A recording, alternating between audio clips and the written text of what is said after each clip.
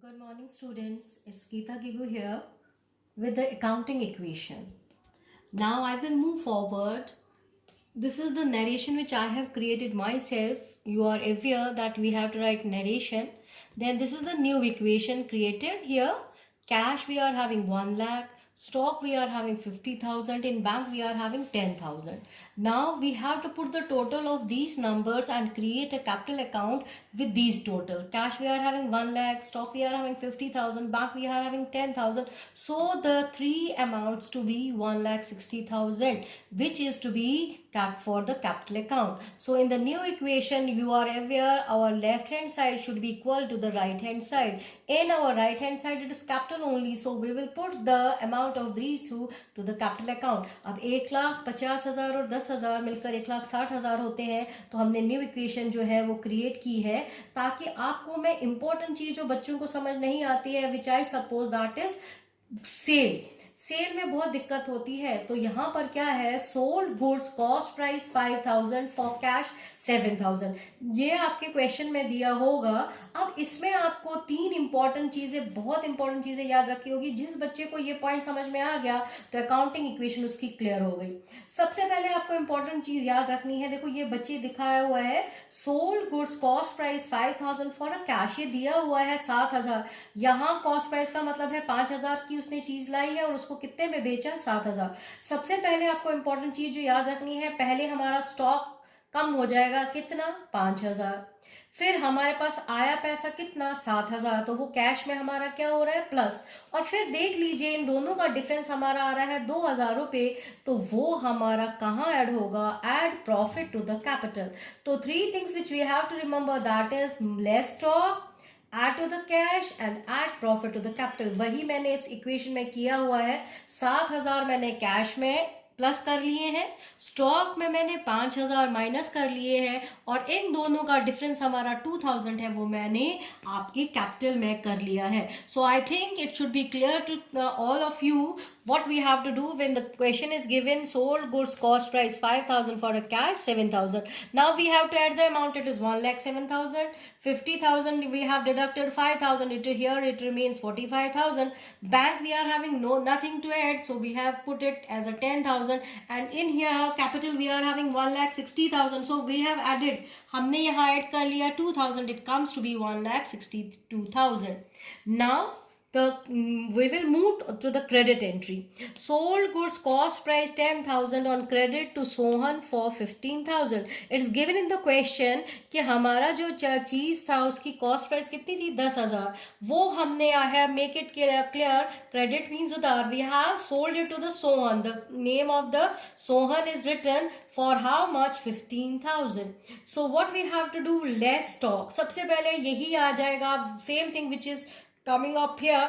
Stock less होगा, profit में add होगा, लेकिन यहां सोहन जो है वो हमारा क्या बन गया, डेटर.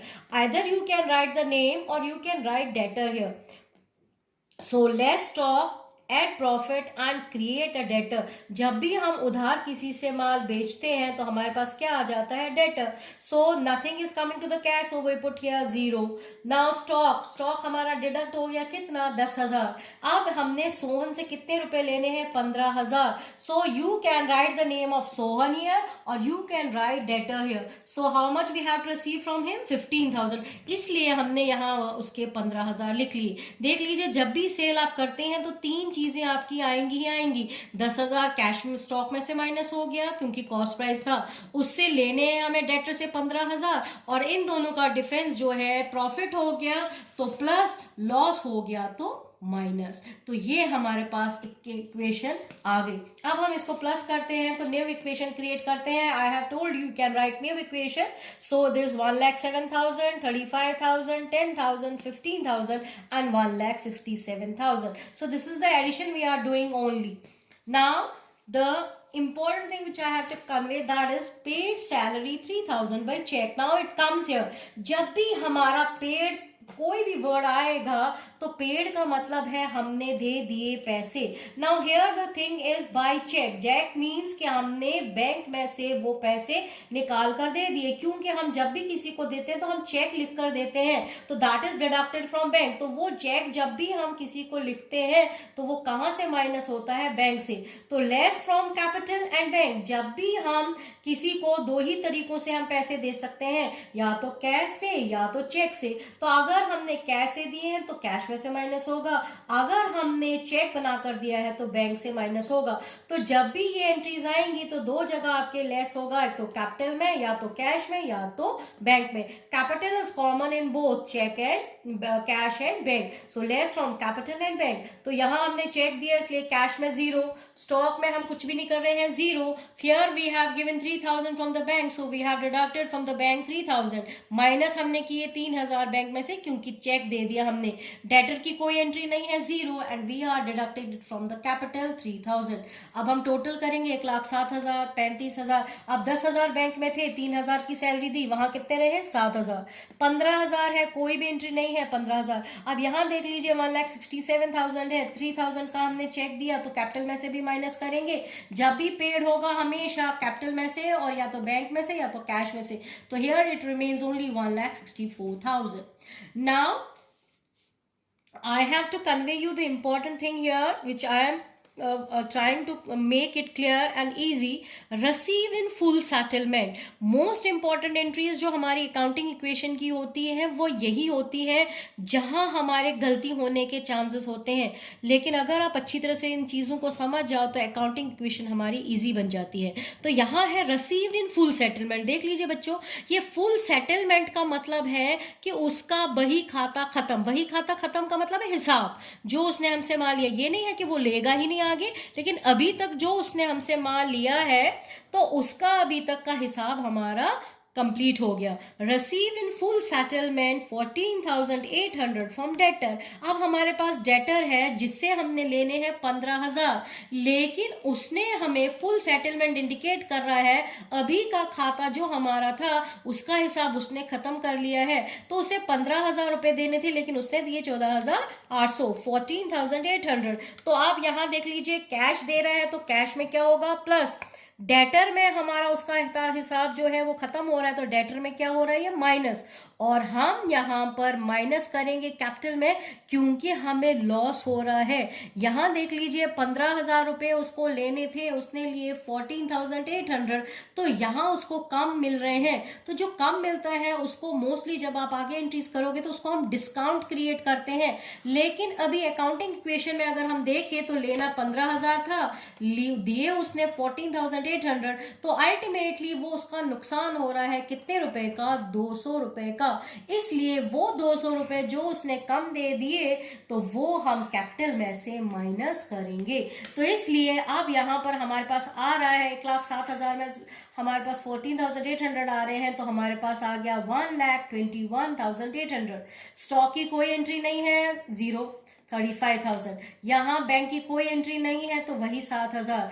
अब यहाँ देख लीजिए, यहाँ the important thing is full settlement में हमें उसका 14,800 यहाँ नहीं लिखना है, पूरा 15,000 लिखना है क्योंकि फुल सेटलमेंट इंडिकेट कर रहा है उसका हिसाब खत्म.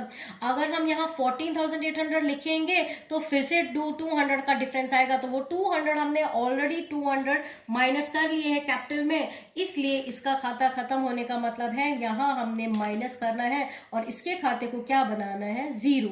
सो now we have deducted it from 1,64,200. We have got now in the capital only 1,63,800. Now this is the equation I have told you.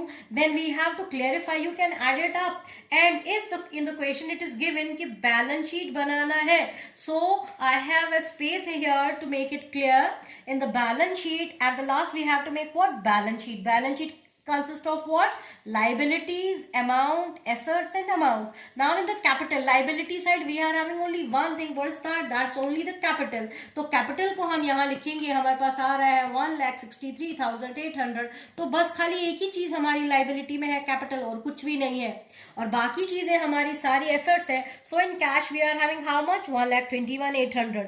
In stock we are having how much? 35,000. In bank we are having how much? 7,000. Debtor हमारा zero है. So we have created same thing here in the balance sheet, writing up as cash as 1,21,800, stock as 35,000 and bank as 7,000. So when we have calculated the assets, we found that it is equal to liability. So this is our balance sheet in which our assets are equal to the liability, or we can say left hand side is equal to the right hand side. I suppose you might have understood the important part of the accounting equation.